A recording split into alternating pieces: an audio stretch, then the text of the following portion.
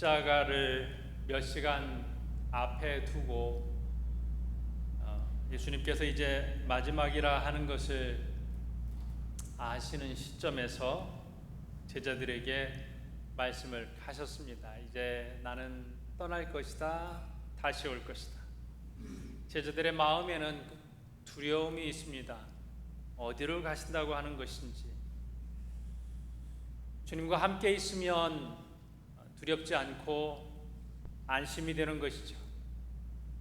광야에서 5천 명을 먹이신 주님이시고 풍랑이는 바다를 잔잔하게 하셨고 수많은 병자들을 고치신 능력 있는 예수님이 너무나도 당연하게 내내 제자들과 함께 있는 줄 알았는데 이제 어딘가 가신다는 말씀을 하시고 있습니다.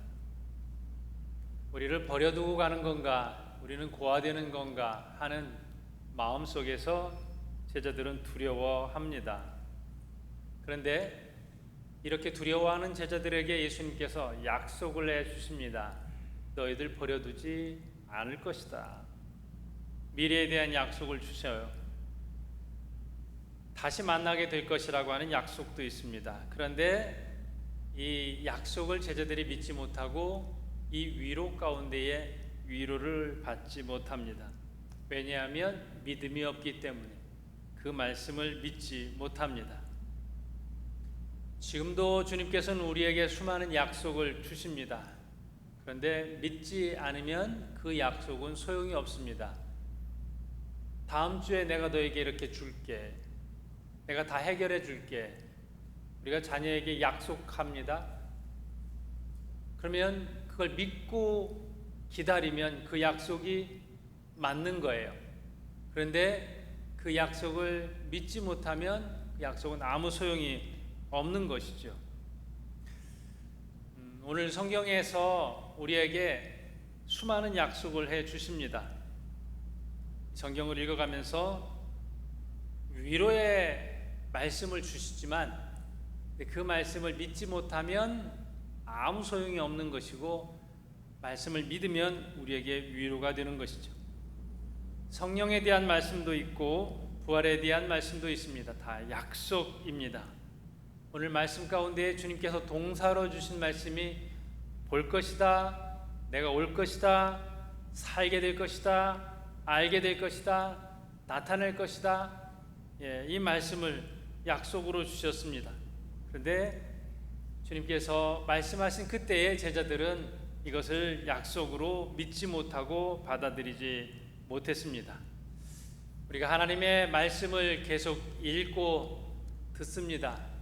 그런 가운데 이 약속의 말씀이 여러분에게 믿어지고 그 약속의 말씀이 여러분 삶 가운데에서 역사하시기를 주님의 이름으로 축복합니다. 오늘 18절의 말씀에 이런 말씀을 주십니다. 내가 너희를 고아와 같이 버려두지 아니하고 너희에게로 오리라. 고아라는 표현은 우리가 알고 있는 고아는 아버지 어머니가 없는 아이예요. 그런데 히브리식 고아의 표현은 아버지가 없는 거예요. 어머니는 아니에요. 어머니가 계시더라도 아버지가 없으면 고아입니다. 보호자가 없다는 뜻입니다. 성경에 고아와 과부를 불쌍히 여기라는 말이 있어요. 보호자가 없는 대상이에요. 과부의 경우에도 부모가 있어도 형제가 있어도 보호자 남편이 없으면, 그리고 고아의 경우에도 아버지가 없으면 이제 돌봄의 대상이 되는 것입니다. 이 말씀을 하시면서 우리와 하나님과의 관계를 말씀을 하고 있습니다. 나와 하나님과의 관계는 아버지와 자녀와의 관계예요. 이 관계를 회복하는 과정이 필요한 것입니다. 내가 하나님을 아버지로 섬기면서 나아갈 때에 나에게는 보호자가 있는 것이죠. 고아의식이라는 말이 있어요. 나는 실제로 고아는 아닌데 고아처럼 의식하고 세계관과 가치관이 고아인 것처럼 그렇게 살아가는 사람들이 있습니다. 우리가 하나님의 자녀로서 누릴 수 있는 것이 굉장히 많죠. 하나님께서 보호해 주시고 사랑해 주시고 부족할 때 채워 주시는 것이죠. 근데 이런 하나님의 채워 주심과 보호하심을 전혀 인지하지 못하고 늘 결핍의 마음으로 살아가는 것이에요. 거절감이나 두려움이나 아니면 비교의식이나 늘 인정받으려고 하는 그런 마음들로 계속 채워져서 가는 사람들의 의식, 이것을 고아의식이라고 합니다. 그래서 이 고아의식이 있으면 무조건적으로 나를 사랑하시는 하나님의 사랑을 그대로 받아들이지 못해요. 그럴 리가 없어 라고 하나님의 사랑을 거절하는 경우도 있습니다. 그러니 채우시는 하나님, 보호하시는 하나님을 경험하지 못하니까 나는 강해져야 돼요. 내가 다 해결해야 되니까 내가 책임감이 굉장히 무겁습니다. 나 혼자 성공해야 되고 나 혼자 해결해야 되는 것이죠. 누군가의 마음도 잘 받아들이지 못합니다. 그냥 계산적으로 사람을 생각하기도 하고 악의 없이 계산 없이 베풀어주는 사람들의 호의도 잘 받아들이지 못하고 또 사람들과의 사이에서 인정받지 못하면 쉽게 상처도 받습니다. 나 왜 이렇게 대하는 건가? 저 사람의 의도가 뭔가? 작은 것 하나에 상처받기 쉽고요. 사람들과 비교하면서 열등의식이나 혹은 우월의식에 사로잡히게 됩니다. 이게 고아의식이에요.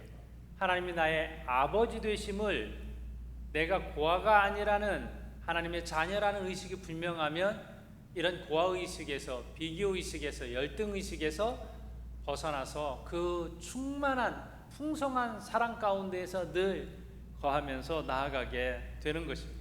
우리에게는 아버지가 계시다. 나에게는 아버지가 계시다. 하나님이 나의 아버지 되신다. 그분께서 보살펴 주시고 사랑하시고 채워주시고 그 큰 은혜를 나에게 항상 주시는 분이시다. 이 믿음으로 우리가 나아갈 때에 진정한 믿음의 길로 가게 되는 것입니다.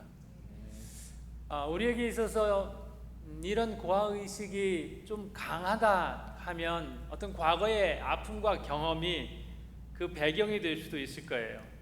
부모로부터 충분한 사랑의 경험이 없든지 사람들과의 관계 속에서 반복적으로 거절의 경험들이 많든지 그러면서 내가 내 인생에서 결핍이 계속 쌓여 나가면서 고아의식이 될 수 있는 것입니다. 성경에 보면 창세기에 야곱이라는 인물이 있습니다. 그는 부모님이 계셔요. 고아가 아니에요. 아버지 계시고 어머니 계시고 형이 있습니다. 그런데 하나의 사건으로 말미암아서 집을 떠나게 됐습니다.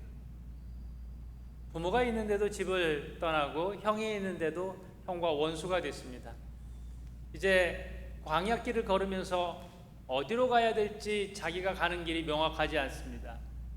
그 밤에 광야에 누워 있을 때에 하나님께서 야곱에게 나타나셔서 너 고아 아니다, 내가 네 아버지다 하는 말씀 주시고 약속해 주십니다. 그것이 아버지가 자녀에게 주는 약속이에요. 보호해 줄 거야, 채워 줄 거야, 이 약속이에요. 창세기 28장 15절에 보면 하나님께서 야곱에게 주신 말씀이 있습니다. 내가 너와 함께 있어 내가 어디로 가든지 너를 지키며, 보호의 약속이죠. 너를 이끌어 이 땅으로 돌아오게 할지라 내가 네게 허락한 것을 다 이루기까지, 채워줌의 약속이죠. 너를 떠나지 아니하리라 하신지라. 이 말씀이 야곱에게 있었고 이 하나님이 야곱의 하나님이 됩니다. 그의 긴 시간 동안 그는 아버지 어머니 없이 외삼촌의 집에서 살아가게 됩니다. 그때 외삼촌의 집에서 그는 나는 고아야 이런 의식보다 하나님이 나의 아버지 되신다, 이 마음이 그를 버티게 만들고 살아갈 수 있게 만들어 주었을 것입니다. 하나님의 보호의 약속은 어디까지 가느냐 하면 죽음 이후에까지 이어지게 됩니다. 하나님의 아버지 되심을 믿는 사람들은 죽음이 두렵지 않은 것이죠. 죽음 이후에도 분명한 확신을 가지고 살아가는 사람이에요. 하나님을 아버지로 모시고 내가 살아간다라고 하면 죽음을 두려워하는 것이 아니라 그 뒤에 내 인생, 내 생명을 평안하게 하나님께 의탁하면서 나아가게 되는 것이죠. 제가 믿는 이들의 장례를 치르면서 저는 좀 돌아가신 뒤에 좀 표정을 유심히 살펴보는 편이었어요. 예수 믿고 돌아가신 분도 있고 믿지 않고 돌아가신 분들도 있는데, 제가 장례를 집례하면서 이렇게 표정을 보고, 거기에는 이제 숨을 쉬지 않으니까 표정이라고 할 것은 없는데요, 마지막에 마음, 그리고 그때 지었던 표정이 숨을 거두고 난 뒤에 그대로 있거든요. 살은 부드럽고 표정은 온화해요. 이렇게 만지면 그렇게 부드러울 수가 없어요.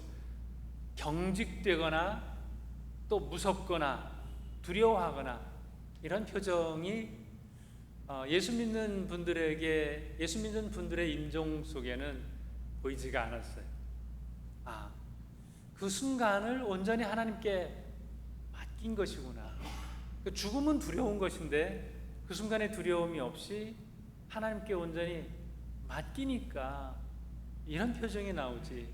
그러면서 이 장례를 집례하는 것이 그렇게 어렵지 않고, 또 자녀들도, 먼저 부모님을 보내드리는 자녀들도 그들의 슬픔의 방식이 믿지 않는 이들의 장례에서 나타나는 슬픔의 방식과 차원이 다르다는 것을 알게 됐습니다.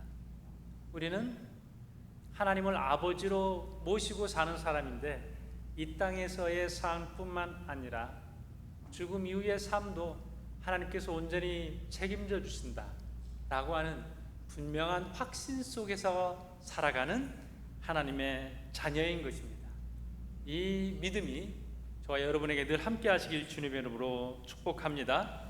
자, 우리가 고아의식으로 살아가지 않는다라는 말씀을 드리고 있는데요, 내가 크게 두려워하든지 내 마음에 무거운 마음으로 살아갈 때에 내 안에 하나님을 아버지로 온전히 모시고 있는지 자문해 보시기 바랍니다.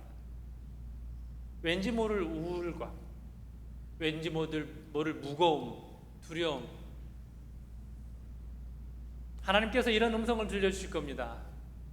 걱정하지 마, 내가 네 아버지 아니냐, 내가 네 아버지야.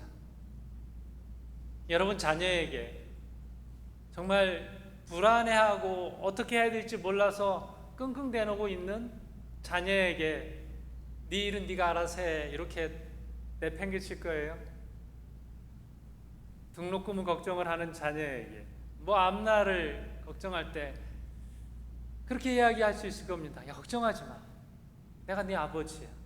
그 정도는 내가 해줄 수 있어. 여러분이 해결해 줄 수 있고 또 서포트 할 수 있는 그 범위 안에서 여러분은 그렇게 말할 거예요. 걱정하지 마, 그 정도는 해줄 수 있어. 아버지의 표현인 거거든요. 우리 하나님도 마찬가지입니다. 우리 하나님의 능력은 어디까지일까요? 어디까지 채워주실 수 있고, 어디까지 치유하실 수 있고, 어디까지 위로하실 수 있으실까요? 우리가 정해놓은 한계까지가 아니라 그 한계 너머에 하나님의 능력은 무한한 줄로 믿습니다. 그래서 우리가 하나님을 온전히 신뢰하며 나아갈 때에 내 경험의 바운더리 안에서 하나님의 능력을 제한해서는 안 된다라고 하는 것이에요. 자, 죽음이 인간의 제한 영역이에요. 그런데 예수님께서는 다시 온다라고 말씀을 하세요. 간다, 이건 죽음이에요. 십자가예요. 온다, 이것은 부활이에요. 여기서는 잘 몰라요. 제자들은 이 상황을 한 번도 그런 경험이 없기 때문에 자신들의 경험 안에서 여전히 제자들은 두려워해요. 그러나 우리는 알아요. 성경을 읽으면서 이 말씀이 죽음을 의미하는구나, 이 말씀이 부활을 의미하는구나, 우리는 알기 때문에 이 말씀을 믿고 나아갑니다. 자, 이 시간이 그렇게 멀지 않습니다. 아주 가까이 있는 시간입니다. 그래서 조금 있으면 이 표현을 쓰고 있습니다. 우리가 죽음이라고 하는 부분이 이제 굉장히 먼 미래처럼 나이에 상관없이 이것은 저 뒤로 밀어놓는 경향이 있어요. 아예 언급조차 하지 않는, 그러다 덜커덩 그러한 일이 가까이 나에게 쑥 오면 멀리 있는 줄 알았는데 또 이렇게 가까이 있다라는 생각에 그때 깨닫게 되는 것이죠. 아주 가까이, 죽음도 부활도 어쩌면 밤에 잠자고 또 아침에 일어나는 것처럼 그렇게 우리와 친근히 가까이 있는 것이 아닌가, 이 생각을 해보게 됩니다. 19절 말씀이에요. 조금 있으면 세상은 나를 다시 보지 못할 것이로되 너희는 나를 보리니 이는 내가 살았고 너희도 살아 있겠습니다. 조금 있으면 못 볼 거야. 왜요? 십자가를 질 것이니까. 조금 있으면 다시 볼 것이다. 내가 살았고 너희도 살아 있겠습니다. 아직은 아닌데, 이 히브리적 표현이 이제 과거 완료형은 아주 강력한 그러한 미래에 대한 표현도 이렇게 담고 있습니다. 확실하다는 것이죠. 나 살아있고 앞으로도 살겠고 너희들 그럴 것이다. 지금 주님이 어디로 떠나신다는 말씀을 하시면서 그 말씀을 들어가면서 절망 속에 있는 예수님의 제자들에게 이 확신을 주면서 말씀을 하고 있습니다. 제자들이 이 말씀을 주님께서 하실 때 이때 깨달았으면 좋았을 것을, 근데 나중에 깨닫죠. 만약에 일찍 알았으면 그들은 두려움이 달랐을 거예요. 이렇게까지 두려워하지는 않았을 것입니다. 우리도 늦게 깨닫는 일들이 굉장히 많습니다. 가령 돈이 있을 때는 귀한 줄 몰랐다가 그것이 없으면 그때 그게 참 귀한 거였구나, 그 가치를 잃어버린 다음에 아는 경우들이 많죠. 젊음의 가치. 연세 드신 분들은 청년들에게 내 때가 좋은 거야. 저는 아이들 아장아장 걸을 때 그때 좀 이렇게 새 자녀를 키우면서 힘들었던 부분이 있거든요. 원사님들이 이때가 좋다고 이렇게 말씀하시는데 그때 몰랐어요. 빨리 키우고 좀 편하고 싶어요. 그때 잘 몰랐는데 지금은 그때의 우리 아이들 한 번 더 봤으면 좋겠어요. 한 번 더 안아보고 가끔 영상으로 보든지 사진으로 보면 이때 이렇게 아이들이 귀여웠구나, 그때는 왜 잘 몰랐을까, 이 생각을 또 해보게 됩니다. 요즘 청소년이 아니죠, 초등학생들도요 5학년 6학년 되면 화장을 하기 시작하더라고요. 기가 막히죠. 너네들 그 정말 탱탱하고 이렇게 좋은 피부 그 자체가, 화장 안 해도 그 자체가 화장인데 왜 그렇게 빨갛게 이렇게 하고 그러냐. 어른들은 아무리 열심히 노력을 해도 너네들의 모습이 안 나오는데 참 부러운데 왜 그러냐. 그때는 모르죠. 나중에 또 내가 왜 그때 초등학교 5학년 때 나이도 어린데 그렇게 했을까, 이제 나중에 알게 되겠죠. 미리 알았으면 좋았을 일들이 얼마나 많이 있습니까? 그러니까 어디서 배워요? 성경에서 배우는 게 되는 것이죠. 그래서 이 말씀을 통해서 일찍 알 수 있으면 행복한 거예요. 일찍 우리가 죽음은 이런 것이고 죽음 뒤에는 이런 것이고 또 나이 드는 것은 이런 아름다움이 있고, 이걸 일찍 알면 행복한 것이죠. 그래서 가치, 경제적 가치, 무엇이 소중한지 무엇이 덜 소중한지, 그래서 연세 드신 분들한테 이 교훈을 배우는 것이죠. 저는 은퇴하신 목사님들을 통하여서 얻는 교훈이 굉장히 많습니다. 한 말씀 한 말씀을 제가 놓치고 싶지 않아요.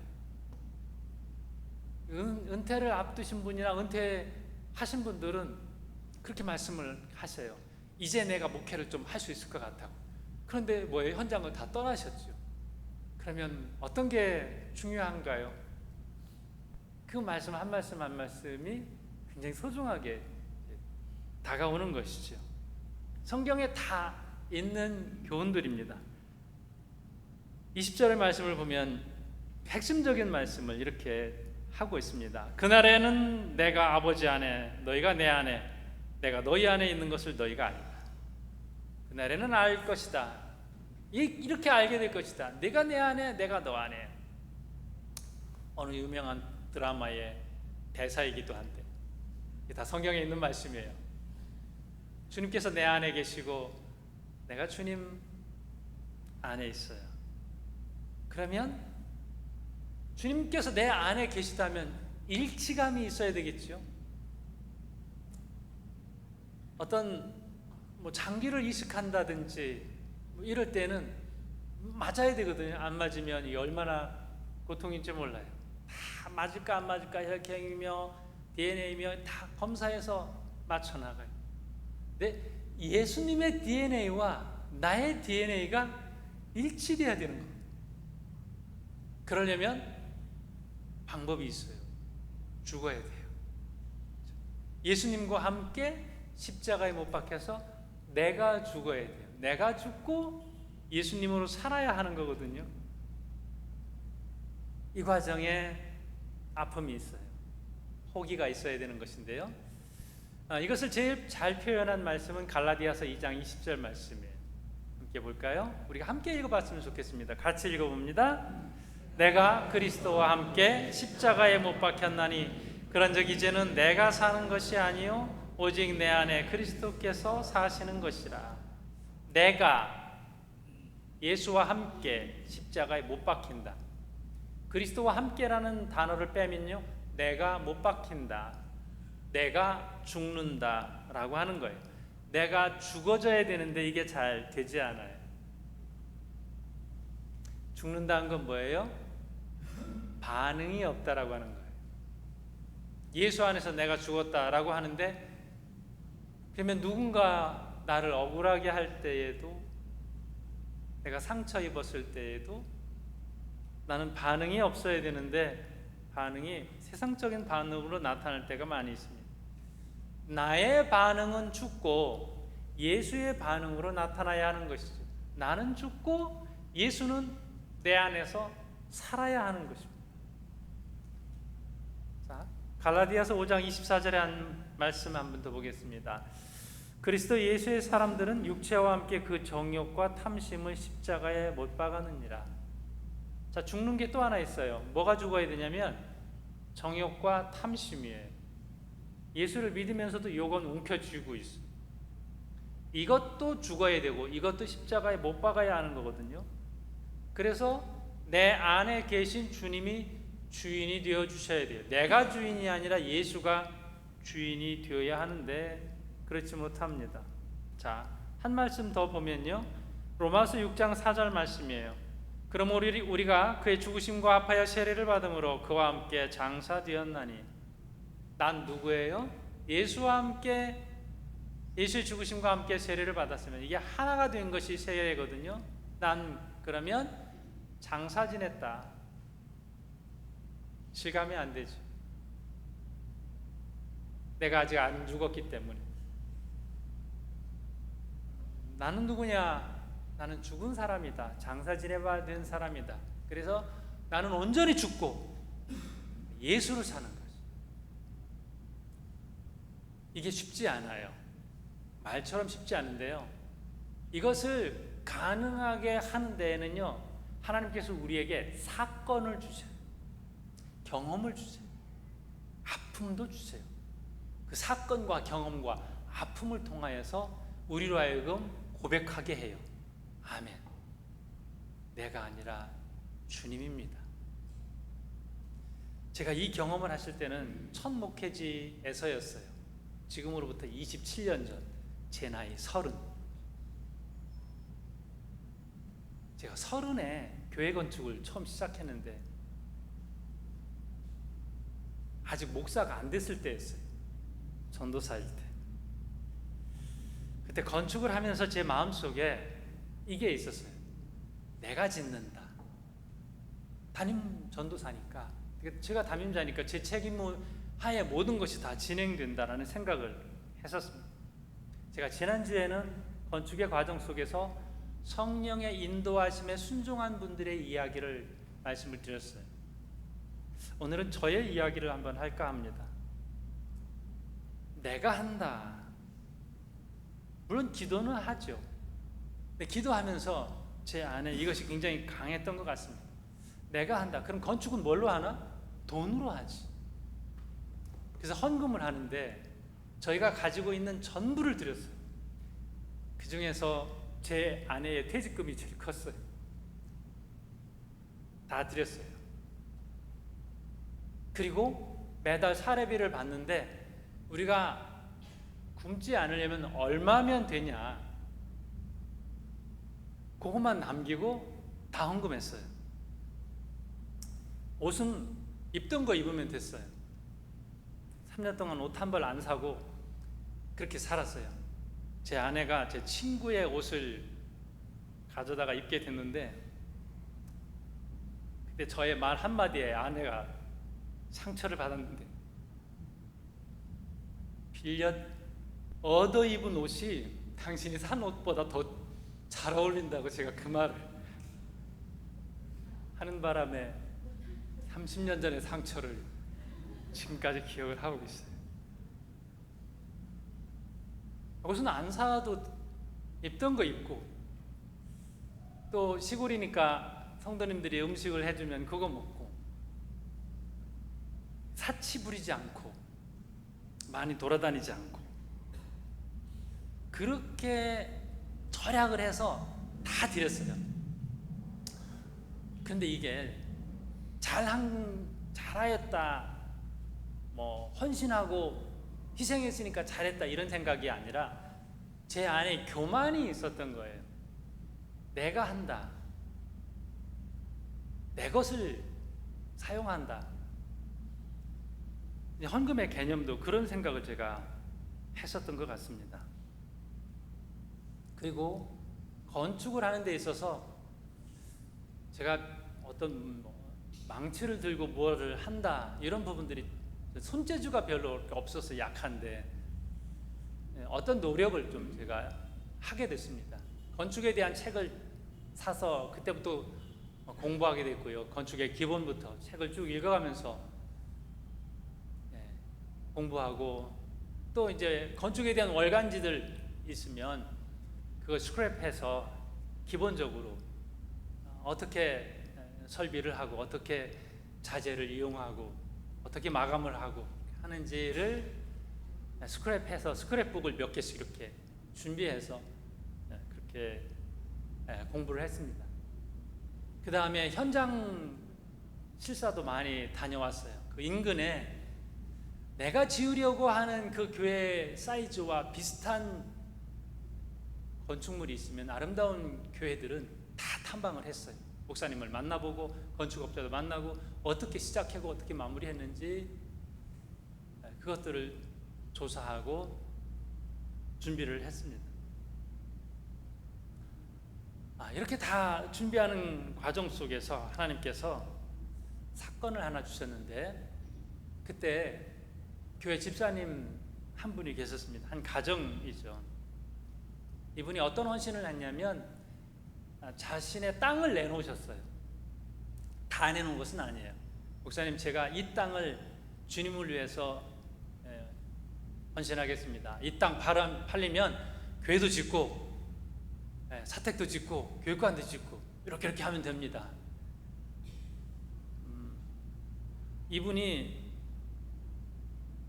제일 처음에 교회를 지어야 된다고 말씀하신 분이에요. 당위성이 분명히 있었어요.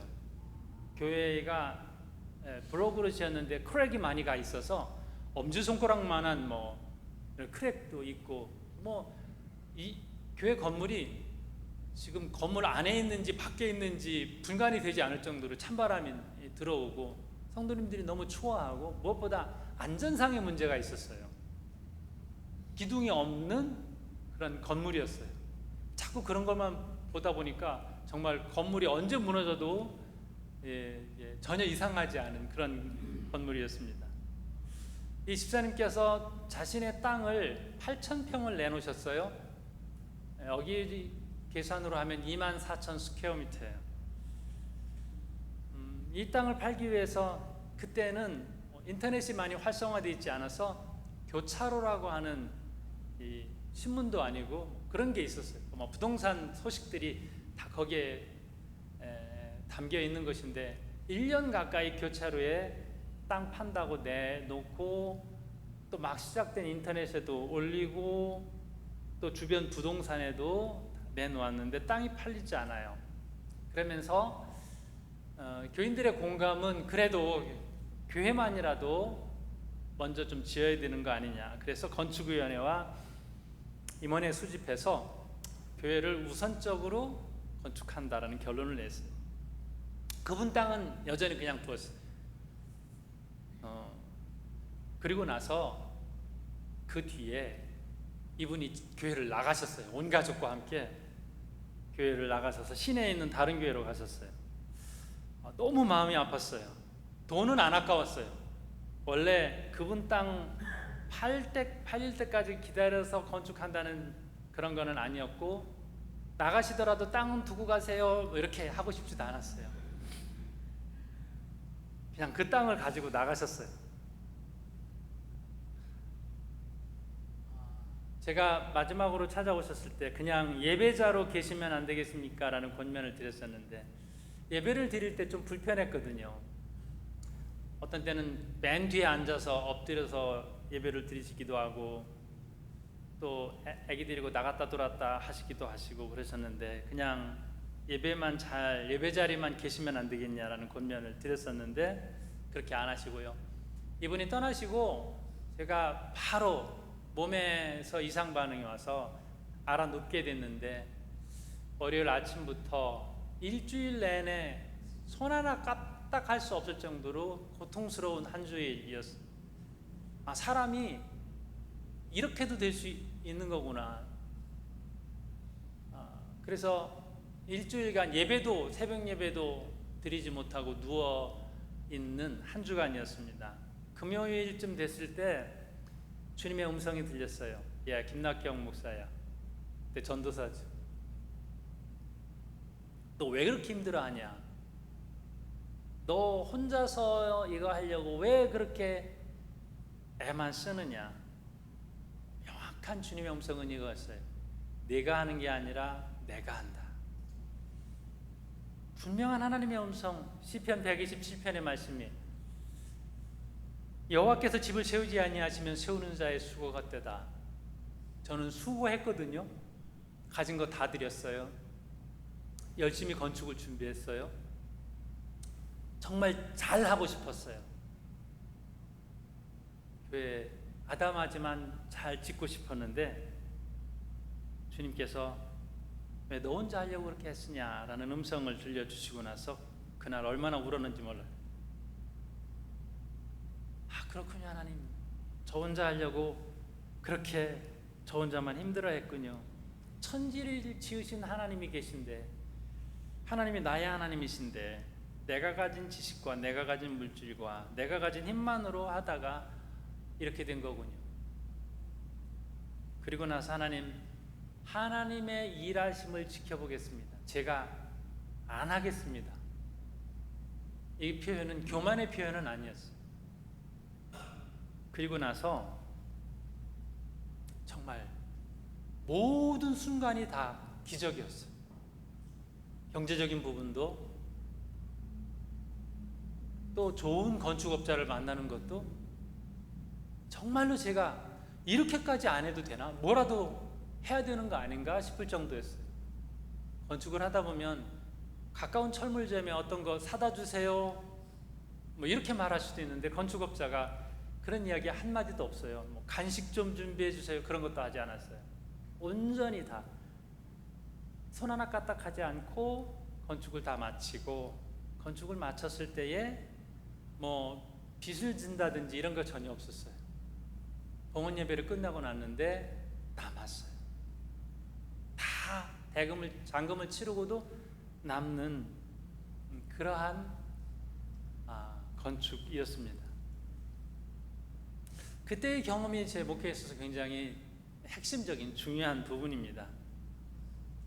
아무리 큰 어려움과 문제가 있어도 내가 하려고 움켜쥐고 힘들어하지 아니하고, 그때마다 숨을 크게 쉬고 그때의 하나님의 음성을 다시 되새깁니다. 네가 하는 것이 아니라 내가 한다.